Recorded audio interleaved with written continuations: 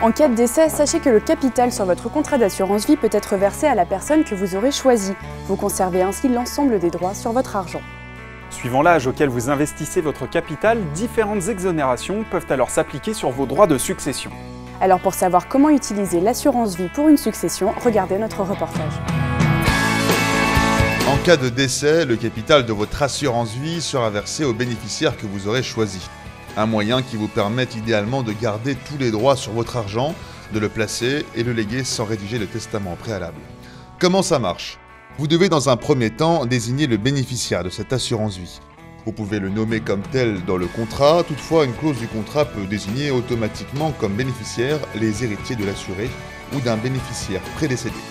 Les droits de succession sont calculés selon le montant du capital.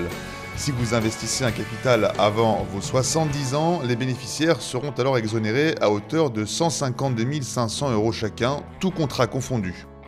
Jusqu'à 902 838 € par bénéficiaire, le capital versé sera taxé à 20%. Au-delà de ces 902 838 € par bénéficiaire, le capital versé sera taxé à 25%.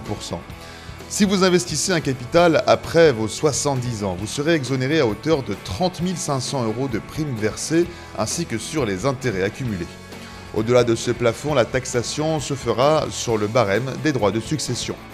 Voici maintenant quelques conseils. Le régime de succession est plus favorable pour les versements effectués avant 70 ans.